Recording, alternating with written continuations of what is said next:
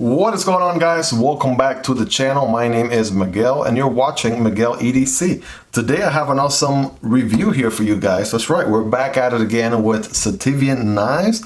We're doing a whole series on these Sitivien knives that were sent in to me by my friend Andy. He goes by Glorybound EDC on Instagram, so check out his account and give him a follow. Awesome dude. He has some awesome EDC gear that he shares on a daily basis, so give him a follow. Again, Andy, thank you so much for sending this in. And this is, again, one of the different Sitivien knives that he sent in to me. I've done review on two of them already, the 132 and the 131.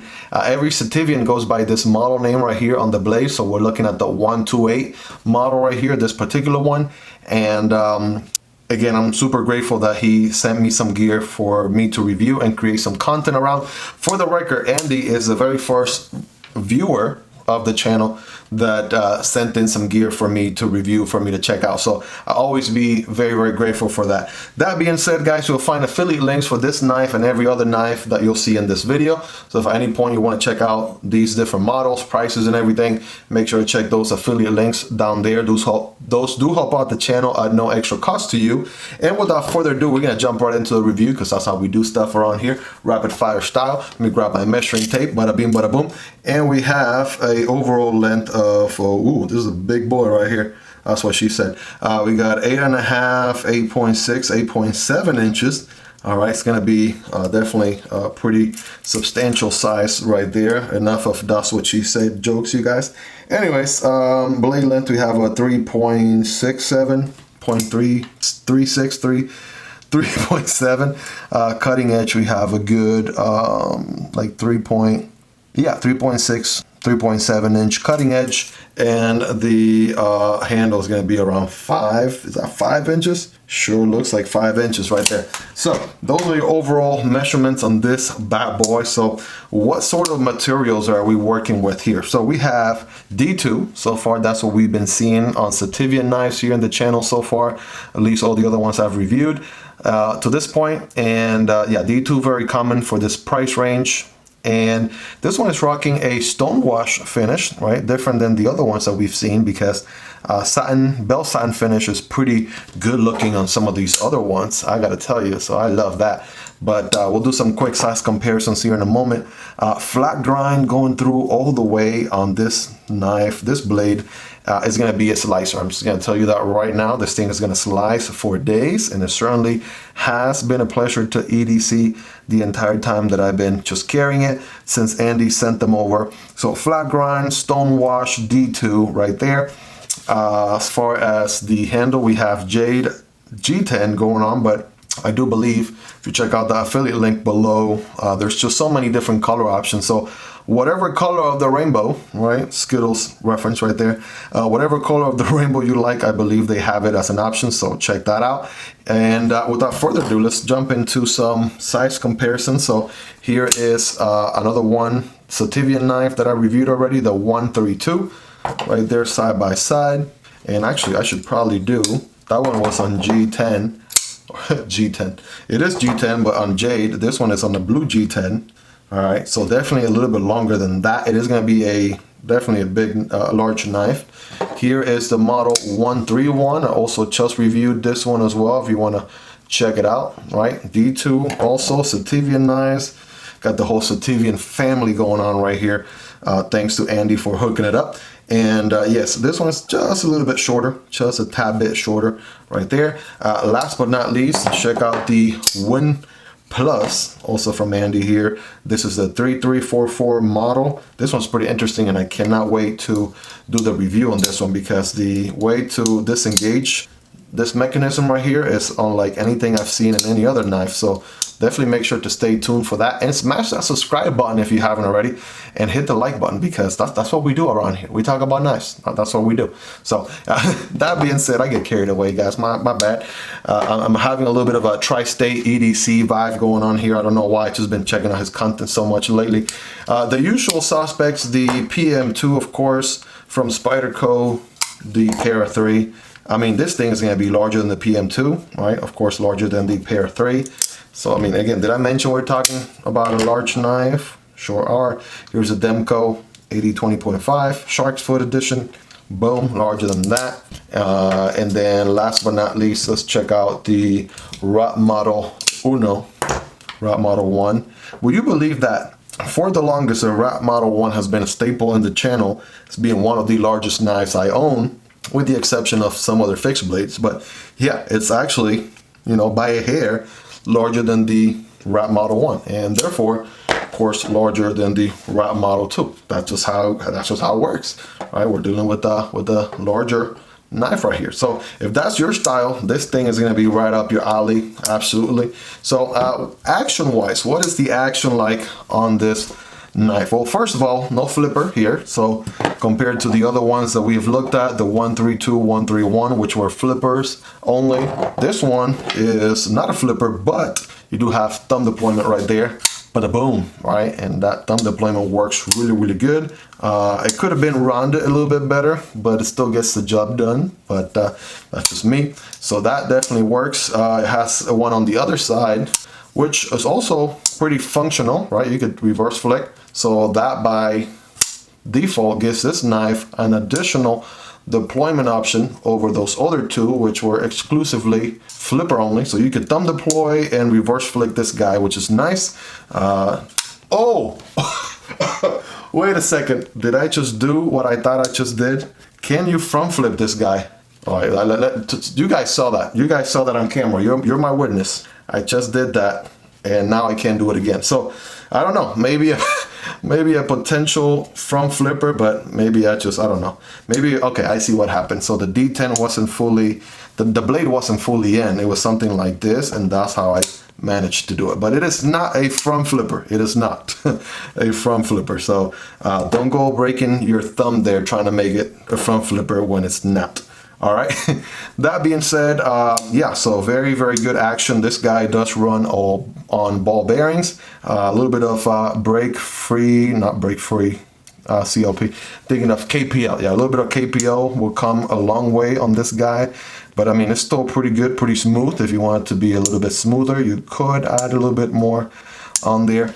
And liner lock, right? So far, all the ones that we've seen from Sitivien here, the other models I've reviewed, all been liner lock. Good access to the liner from this side. No jimping going on, but it's also not needed.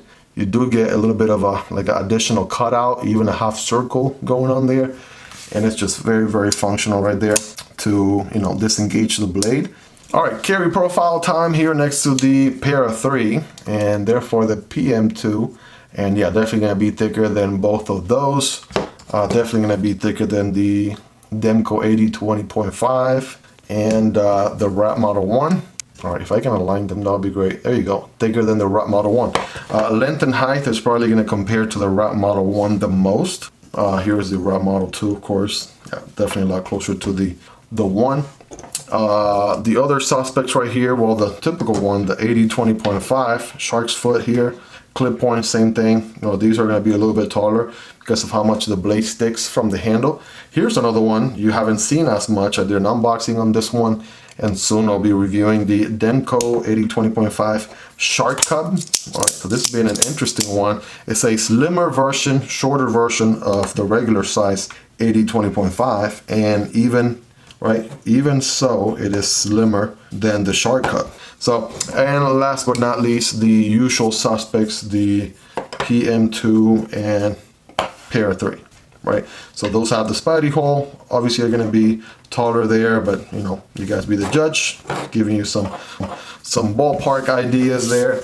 But yeah, the action on this thing is pretty good, very reliable. I have seen, and I just, you know, been sitting there for moments at a time while I've been carrying this knife, and yeah, it's very duplicatable action. I like the fact that it has 2 reliable deployment options over the other guys, which are flipper only, right?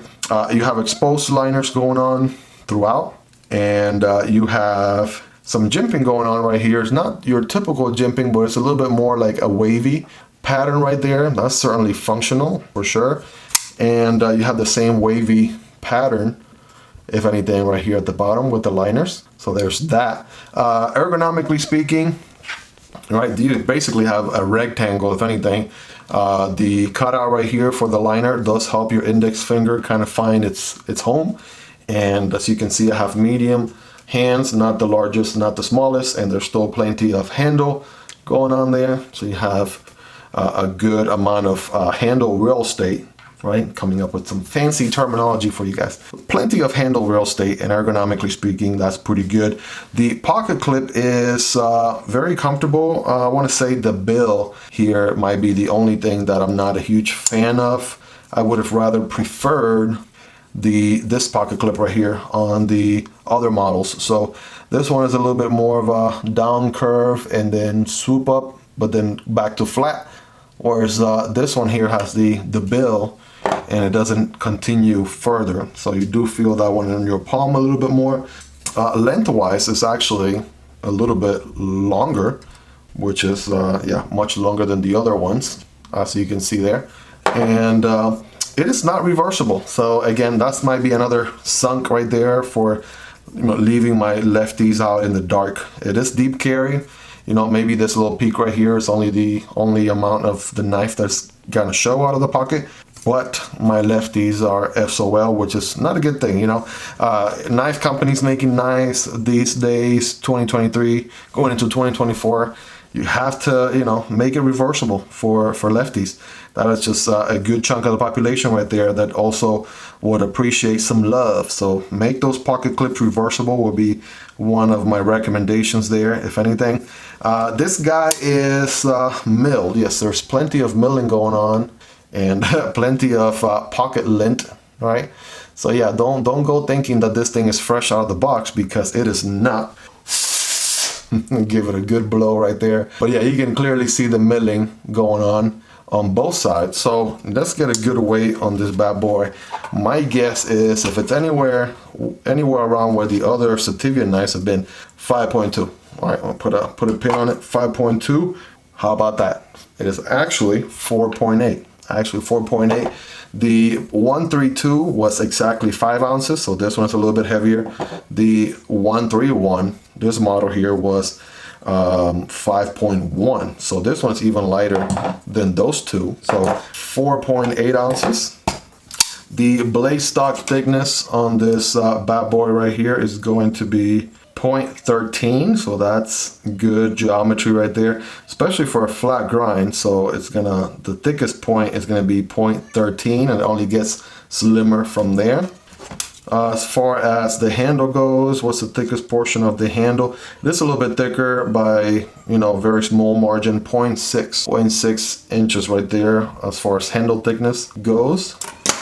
Hardware check on this guy. As usual, guys, my tools are highly recommendable, part of the Spyderco tool set, and these are going to be linked down below. As always, those links do help out the channel at no extra cost to you. And as far as the hardware on this guy, let's see, I'm seeing some big hardware. Believe it or not, we have TA in the pivot. That's a good start.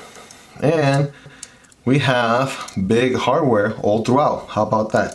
That is also a very good sign. So TA going on all around, except the pocket clip. So the pocket clip is going to be T6, which honestly, I don't mind as much as the body screws. So it would have been nice to see everything T8, but you know, only the pocket clips are T6. Everything else is T8. Even the thumb studs, right? Even the thumb studs are, I lied. Yeah, so the thumb studs do have playing games with me here. Thumb studs are gonna be T8. T8 on the thumb studs, come on now. Even the thumb studs are gonna be T8 as well. T8 as well. So yeah, big hardware on this guy. Again, some of the things that I've been saying about the other knives, Sitivien knives, is that the body screws are T6, pocket clip as well, you know, so far. And only the pivot has been T8. So I'm very impressed that this one has T8 for the most part, and only the pocket clip is T6. But that's your hardware check right there. Let's talk meats and potatoes time. Like, what has the experience been like? So this is a slicer, right? There's something about this drop point blade that makes it so very functional. It definitely gives me a lot of Rec P801 vibes right here. I mentioned that during the unboxing. And yeah, ergonomically speaking, pretty good knife right there. You get lots of jimping going on in the blade for your thumb. And as far as, you know, perhaps there's no, here we go, there's no sharpening choil going on here. And, you know, the plunge grind is right up on the edge. So it is inevitable that you'll get a smile at some point the second you start sharpening this blade. So the other thing I noticed is this is a D2 steel, and I'm not sure how long Andy has had this knife. It's clearly not brand new out of the box. It's certainly seen some use, and I can see just ever so slightly some small specks of rust here and there.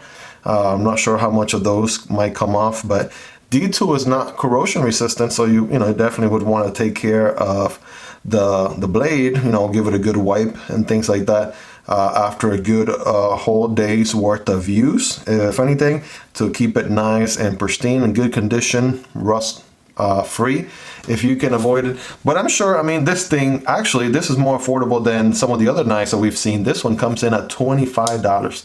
So quarter of $100 right there, 25 bucks. Like what's 25 bucks these days? The price of a fast food lunch or something, right? That's 25 bucks right there.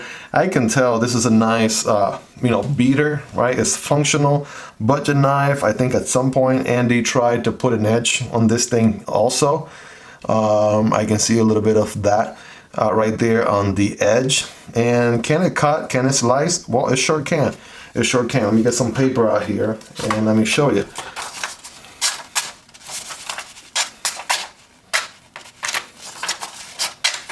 All right, look at that. So it does cut. And does it slice? It sure slices too.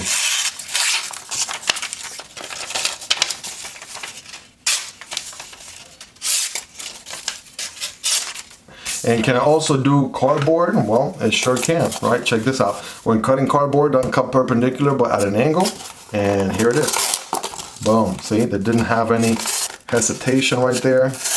All right, let me make sure it goes all the way through. Boom. Bam. Bam. Okay. So yes, we know it can do paper, it can do cardboard. That's gonna be about the extent of your, you know, EDC task right there, opening up Amazon boxes. Things like that, cutting down cardboard to make it fit in the trash can. But it can do pretty much everything else, ropes and things like that that you might come across, you know, on your daily needs.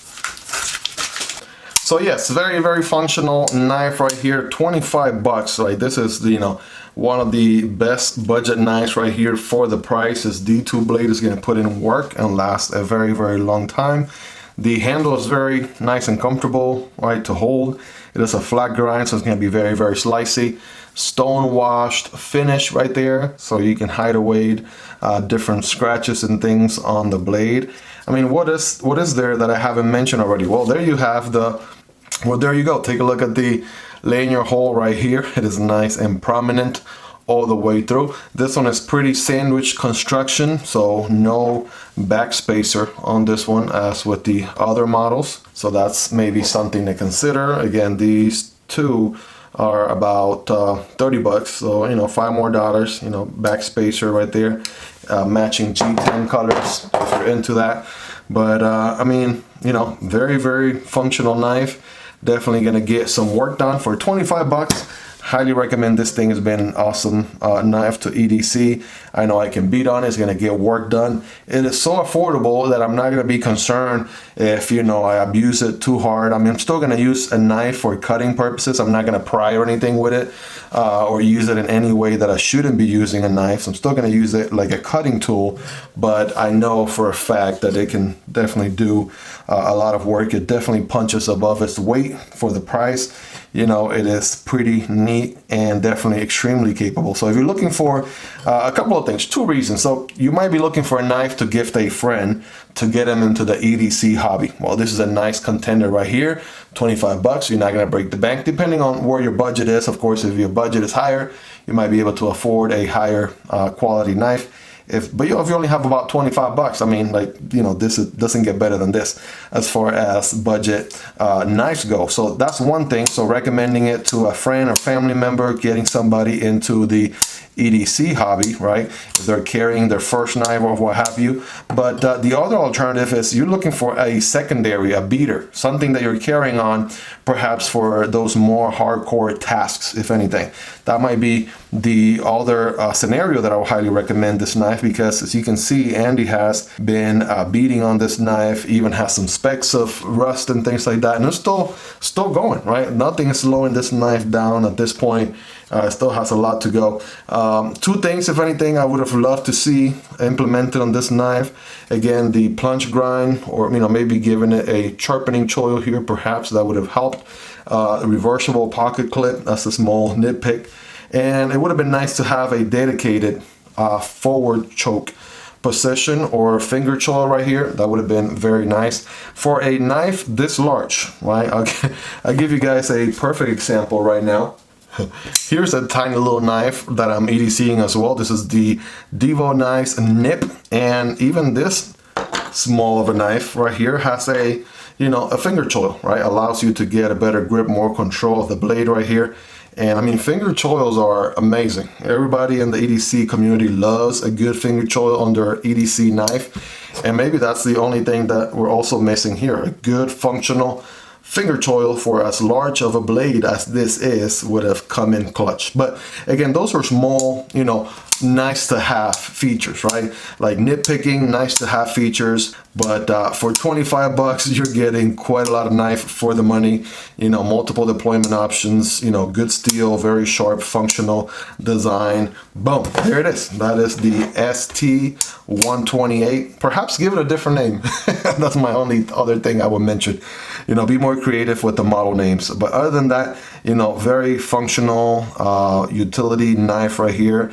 Utilitarian, is going to get work done. You can beat on it, right? This thing is going to be right there with your Route Model 1 as far as, things you can do with it, how much you can beat on it, right? And get work done and not be afraid of, hey, am I beating my heart too much, or, things like that, right? You could definitely put some work, get some work done with this guy, and you're not going to be too concerned. So at the end of the day, if you beat on it too hard, 25 bucks.